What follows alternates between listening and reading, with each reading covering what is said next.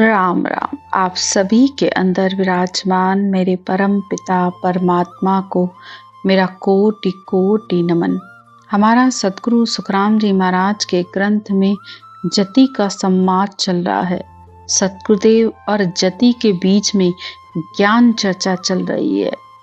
जति यानी जिसने अपने आप को ग्रस्त जीवन से हमेशा दूर रखा है, जिसको सपने में भी ग्रस्त जीवन का विचार नहीं आता है, सब कुछ जिसने त्यागा है, जिसका सपने में भी बिंद नहीं चिटकता है, तो सतगुरुदेव कहते हैं कि वो जति है। और संसार में मुश्किल से 6-7 ही ऐसे जति हुए हैं जिनमें वो सबसे पहले कहते हैं हनुमान, भीष्म पितामह, विश्वामित्र, गौतम ऋषि, अत्रि, कश्यप, भारद्वाज, ये सब जति हुए हैं। इनके बाद संसार में इनके जितना महान कोई भी दूसरा जति नहीं हुआ है, जिनको सपने में भी ग्रस्त का ख्याल नहीं आता है। ये सबसे बड़े जति कहलाते हैं। बाकी तो जितने भी ज्ञानी हुए हैं, उन्होंने शरीर से भले ही वेश धारण कर लिया है, लेकिन अंतर का संन्यास, अंतर का जतिपना अभी उनके अंदर नहीं आया है। 3 लोक के ज्ञान को पढ़ भी रहे हैं, सुना भी रहे हैं, लेकिन उस 3 लोकों के ज्ञानों को, वेदों को, पुराणों को, शास्त्रों को पढ़कर आज तक किसकी मुक्ति हुई है? किसी की भी नहीं। जो भी परमात्मा तक पहुंचा है, वो उस सत्स्वरूप केवल्य भक्ति करके पहुंचा है। और इस बात के सारे प्रमाण भी दे रहे हैं वो शास्त्रों के अनुसार कि कौन सी भक्ति करके कौन कहां तक पहुंचा है। तो इस जति के संवाद में भी सतगुरुदेव सारे भक्तियों का भी वर्णन कर रहे हैं और भक्तों के बारे में भी बता रहे हैं कि किसने क्या किया है। तो सबसे पहले वो भक्ति को 3 भागों में बता रहे हैं कि एक है हद की भक्ति, दूसरी है बेहद, तीसरी है केवल्य भक्ति। हर जगह उन्होंने भक्ति को 3 भागों में बांटकर बताया है कि एक माया की भक्ति है, दूसरी ब्रह्म की भक्ति है, तीसरी केवल्य भक्ति है। और इसी तरह सुरगुण की भक्ति, निर्गुण की भक्ति, केवल्य भक्ति है। शर ब्रह्म, अक्षर ब्रह्म, ने अक्षर ब्रह्म, ये भी तीनों भक्तियां हैं। एक सिर्फ शर मतलब शरीर, जिसका नाश होने वाला है, जिसकी सिर्फ शरीर तक भक्ति है, यानी गुरु को ही देखेगा, गुरु की बड़ाई करेगा, गुरु को ही सुनेगा, गुरु को देख देख के खुश होगा। और दूसरी अक्षर ब्रह्म है, जिसमें गुरु के ज्ञान को भी सुनेगा, उस ज्ञान को धारण भी करेगा और होण काल ब्रह्म तक की भी भक्ति करेगा। फिर आती है ने अक्षर की भक्ति, जिसे सत्स्वरूप की भक्ति कहा जाता है।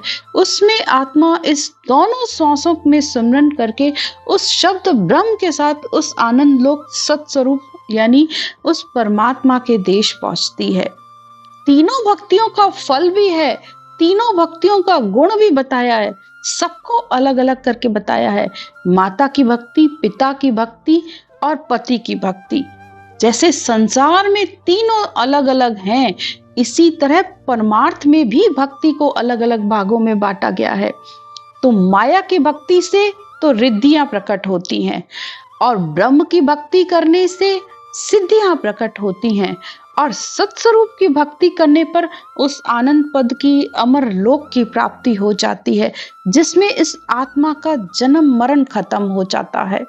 तो आप इन तीनों को अलग अलग समझिए। अब जिसने संन्यास ले लिया, जो त्याग कर गया, भले इस घर में कितना ही धन है, संपत्ति है, लेकिन जो त्याग करके चला गया, तो उसने अपना परिवार भी त्याग दिया, ग्रस्त भी त्याग दिया, धन भी त्याग दिया। फिर उसने संन्यास लिया ना परमात्मा की प्राप्ति के लिए।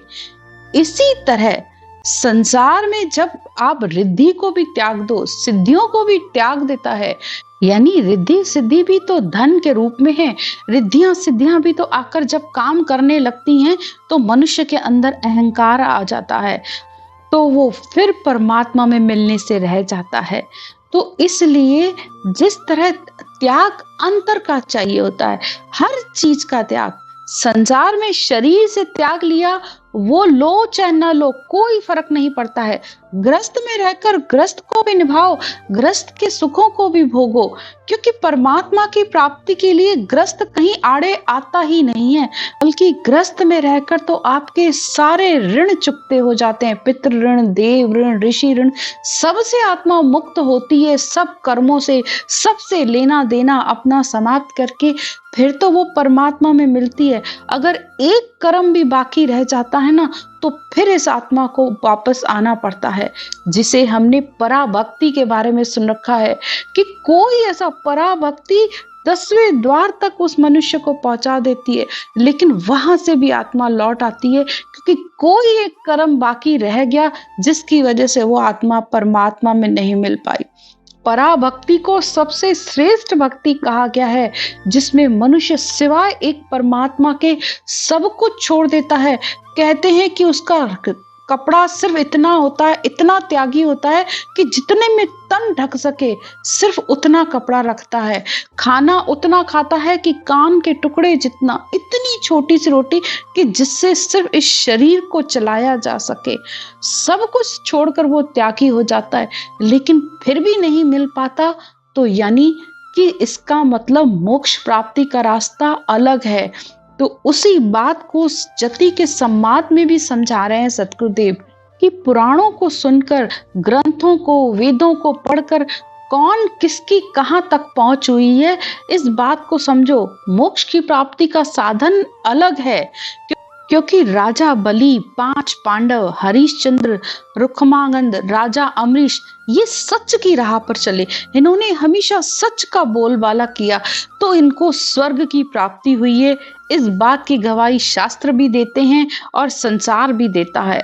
और दुर्वासा ऋषि, ऋणव्रत, उदालक, विश्वामित्र, द्रोणाचार्य, कृपाचार्य, इन्होंने तप का रास्ता अपनाया, यानी खूब तपस्या की, तो उनको स्वर्ग की प्राप्ति हो गई। इसी तरह कपिल मुनि, गौतम जी, जालंधरी, इन्होंने अष्टांग योग की साधना की है, तो उससे उनका शरीर अमर हो गया। दूसरी साधना उन्होंने नहीं की है, तभी तो आज उनके जाने के, इतने युग बीत जाने के बाद भी उनकी संसार में महिमा है, तो ये उनका नाम अमर होना है।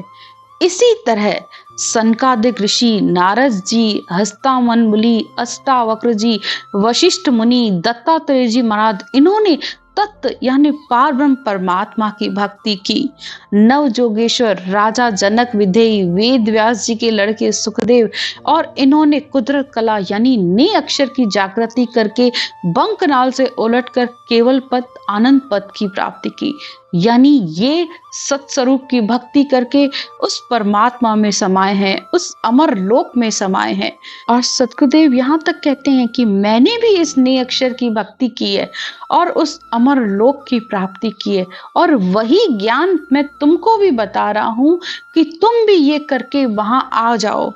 फिर वो आगे और उदाहरण देकर कहते हैं, वाल्मीकि ऋषि, शबरी, भीलनी, गुजरी, ध्रुजी, प्रहलाद जी, श्री यादे, बालमती, सरगरा, इन्होंने वाणी से राम नाम की भक्ति की है, यानी एक श्वास श्वास में राम की भक्ति की है, तो ये पार ब्रह्म तक, होण काल ब्रह्म तक ये पहुंचे हैं, लेकिन सत्स्वरूप में नहीं मिले हैं। इनका नाम भी संसार में अमर है।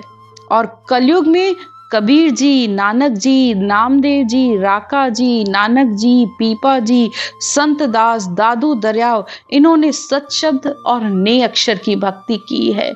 इन्होंने अनंतों को मोक्ष में, जब ये संसार में थे तो अपने साथ अनंत आत्माओं को मोक्ष में लेके गए हैं। और सतगुरुदेव कहते हैं उनको जिस समय ये थे, परमात्मा ने इनको ये औदा दिया था, तो ये संसार में थे तो अपने साथ अनेकों को मोक्ष में ले गए, लेकिन इनके जाने के बाद फिर सत्ता वो बंद हो जाती थी। फिर संसार में परमात्मा किसी को औदा देकर भेजते, फिर वो सत्ता चालू होती। कबीर साहब ने कहा था मेरे जाने के 100 साल बाद ये सत्ता फिर चालू होगी। तो जब दरियाव साहब थे, उन 50 साल के थे, तब सुखराम जी महाराज का जन्म हुआ था। और उनके रहते भी अनेक आत्माएं मोक्ष में गई और उनके जाने के बाद आज इस ग्रंथ को सत्ता मिली हुई है। इस ग्रंथ में जो भेद विधि सुमरन का तरीका लिखा है उसको कर करके अनंत ही आत्माओं के अंदर उस शब्द ब्रह्म की जागृति हो रही है। और ये कलयुग में सत्ता चालू है। कलयुग में सत्ता बल्कि कभी बंद नहीं होती है, क्योंकि कलयुग में तो मोक्ष प्राप्ति का रास्ता सबसे सरल बताया गया है। और संत अपने मुंह से ही खुद कह रहे हैं कि कलयुग में परमात्मा की प्राप्ति बहुत ही सरल है और की जा सकती है। और फिर वहीं दूसरी तरफ नकारते हैं कि नहीं, कोई आएगा फिर चालू होगी। नहीं, इस ग्रंथ को, इस ज्ञान को, इस केवल ज्ञान को सत्ता मिली हुई है और इस केवल ज्ञान के द्वारा अनंत आत्माएं मोक्ष में गई हैं, आगे भी जाएंगी और अब भी कई जाएंगी। कलयुग केवल नाम आधारा, सुमिर सुमिर नर उतरे पारा। खुद ही तो संत समाज सब ज्ञानी इस बात को कह रहे हैं और सब ही इस बात को बोलते हैं कि कलयुग में परमात्मा का नाम लेना बहुत ही सरल है, उसको लेकर अनंत आत्माएं जाएंगी। इसी ज्ञान को सतगुरुदेव जति को भी समझा रहे हैं, क्योंकि जति के पास भी हद तक का ज्ञान है। तो वो उसे ये बता रहे हैं कि हे जति, इससे त्रिकुटी से आगे वो ब्रह्म का, वो परमात्मा का देश है, उससे आगे के ज्ञान की बात, उसके आगे के ज्ञान की चर्चा सुनो। जति सतगुरुदेव से प्रश्न कर रहा है और सतगुरुदेव उसके ज्ञान के आधार पर सारे उत्तर दे रहे हैं। त्रिकुटी में सुर तीन मिल, आगे सुर मिल जात, जति बूझो सुखराम कहे, सुनो ब्रह्म की बात।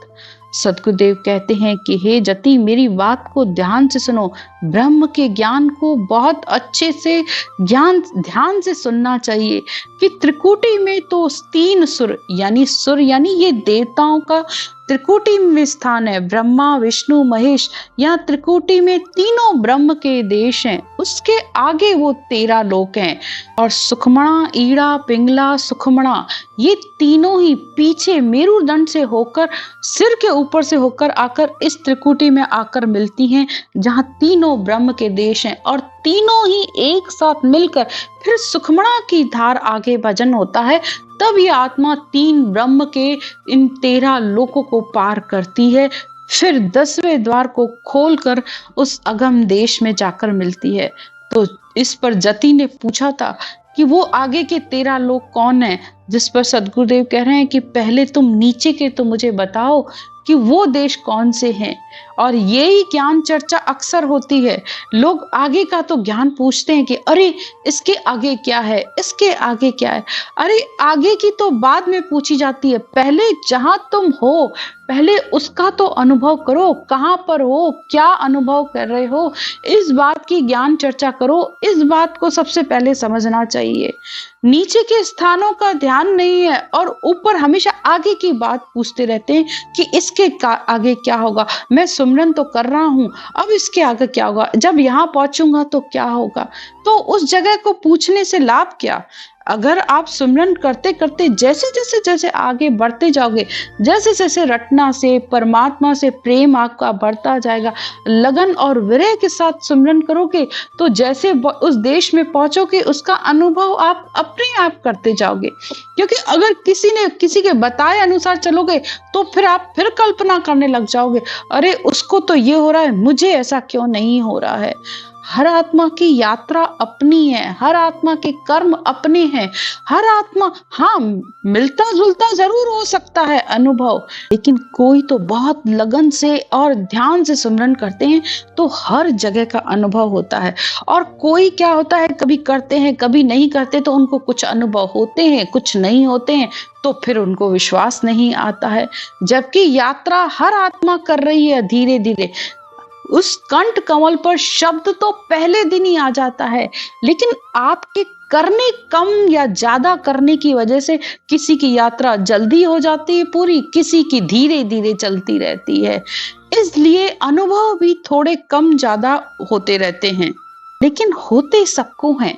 क्योंकि कुछ लोग बस ऐसे ही भाई सुमरन करना चाहिए, परमात्मा का नाम लेना चाहिए, क्योंकि संत कह रहे हैं, ज्ञान कह रहे हैं, तो कभी किया कभी नहीं किया, तो तो उनके इस कम ज़्यादा करने की वजह से उनको कभी-कभी अनुभव होते नहीं है और वो आगे बढ़ते जाते हैं। यात्रा तो हो रही है, लेकिन जो चेतन होकर करते हैं, सुजाग वृत्ति में बैठकर करते हैं ना, तो उनको सब अनुभव होते हैं। वो अपने एक-एक स्थान का अनुभव खुद वो आत्मा अपने आप बताती है कि मुझे ये हो रहा है, मुझे ऐसे लग रहा है। तो वो उनकी चेतनता की वजह से और परमात्मा से प्रेम है उनका, तो वो इसलिए ध्यान से बैठकर उस सिमरन को भी चेतन अवस्था में करते हैं। इसलिए उनको सारे अनुभव होते हैं। त्रिकुटी में हद जानिए, माया लग सब जोए, जति बूझे सुखराम कहे, ब्रह्म अगम में होए।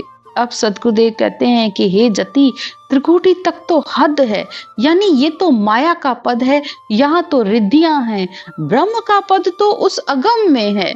माया ब्रह्म की हद है, जालग हद पिचाण, जति पूजे सुखराम कहे, ब्रह्म अगम में जान। अब त्रिकुटी में माया और ब्रह्म की छटनी हो जाती है। माया नीचे रह जाती है और ब्रह्म के देश आगे हैं उससे, और माया के शरीर में माया के चैन चमत्कार होते हैं, तो मनुष्य उसको देखकर खुश होता है और उसे लगता है कि मुझे परमात्मा की प्राप्ति हो गई।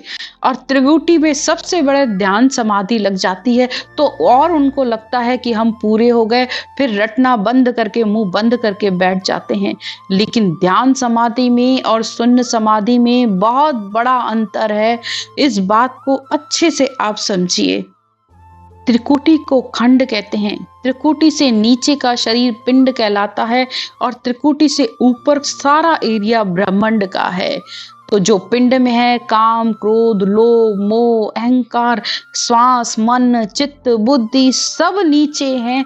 तो जिसको जब तक त्रिकुटी तक का ही ज्ञान है, यानी उसे अभी तक पिंड का ही ज्ञान हुआ है, वो माया के शरीर के साथ ही है, इसलिए उसे हद का ज्ञान कहा गया है।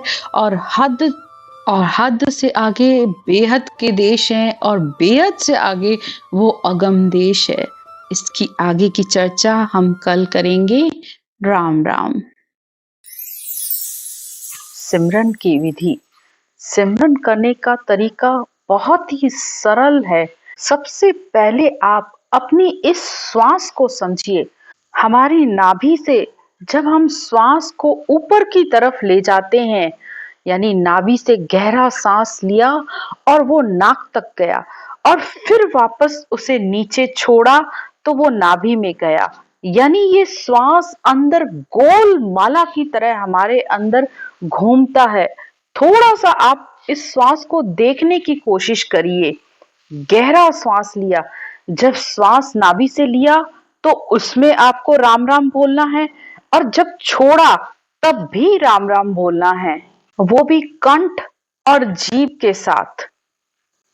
अगर आप लोग पहली बार कर रहे हो तो जैसे अनुलोम विलोम किया जाता है, ये बस वही तरीका है।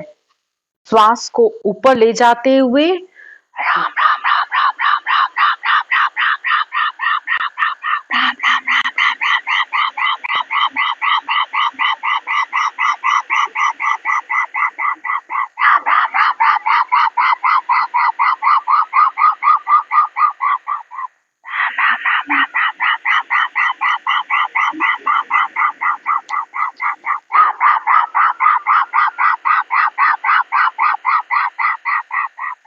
श्वास को देखते हुए आपको सिमरन करना है।